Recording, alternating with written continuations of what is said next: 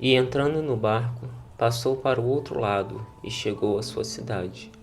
E eis que lhe trouxeram um homem paralítico, deitado em um leito.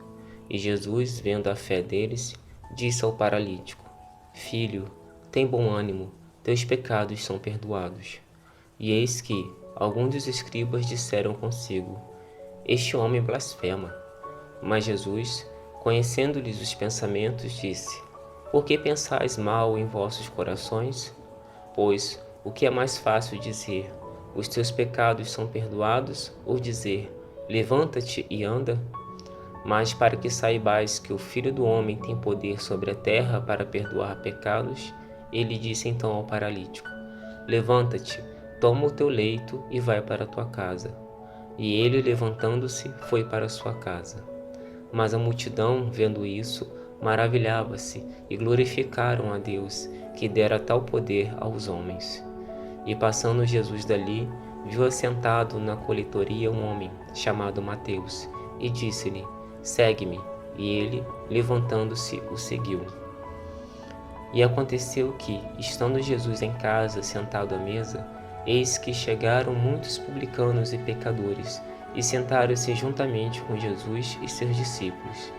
E os fariseus, vendo isso, perguntaram aos seus discípulos: Por que come o vosso mestre com os publicanos e os pecadores? Jesus, porém, ouvindo isso, disse-lhes: Os sãos não têm necessidade de médico, mas sim os que estão enfermos. E depois e aprendei o que significa isto: Eu quero misericórdia e não sacrifício, porque eu não vim para chamar os justos, mas os pecadores ao arrependimento. Então vieram ter com ele os discípulos de João, dizendo: Por que nós e os fariseus jejuamos com frequência, mas os teus discípulos não jejuam?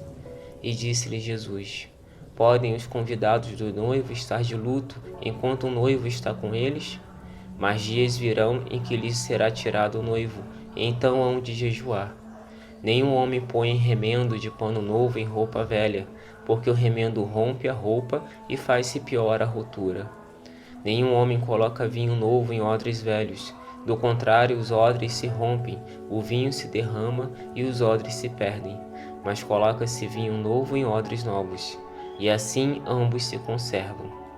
Enquanto ele ainda lhes dizia essas coisas, eis que chegou um certo governante e o adorou, dizendo: Minha filha faleceu agora mesmo, mas venha e impõe tua mão sobre ela, e ela viverá. Levantando-se, pois, Jesus o seguiu, e também foram seus discípulos. E eis que uma mulher que havia já 12 anos padecia de um fluxo de sangue, chegando-se por detrás dele, tocou na orla de sua veste.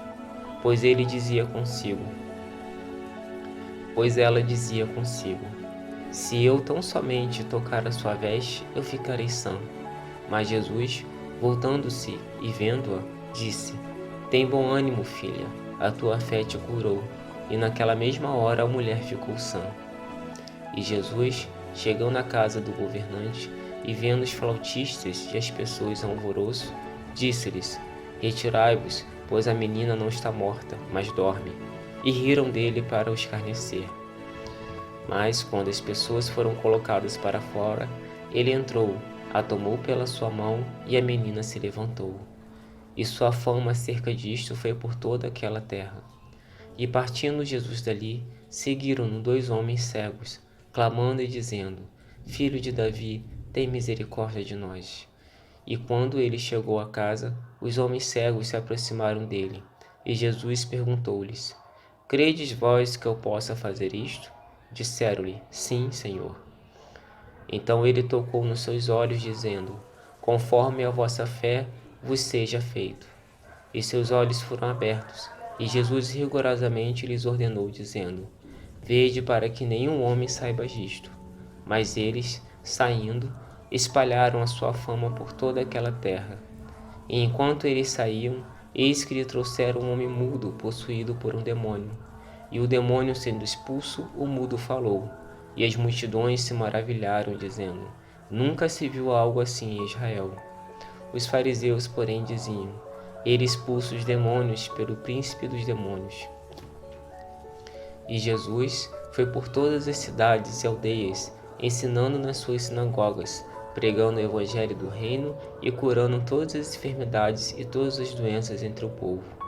E ele, vendo as multidões, moveu-se com compaixão delas, porque estavam exaustas e dispersas, como ovelhas que não têm pastor. Então ele disse aos seus discípulos: a seara verdadeiramente é grande, mas poucos são os trabalhadores. Orai, pois, ao Senhor da seara, que envie trabalhadores para a sua seara.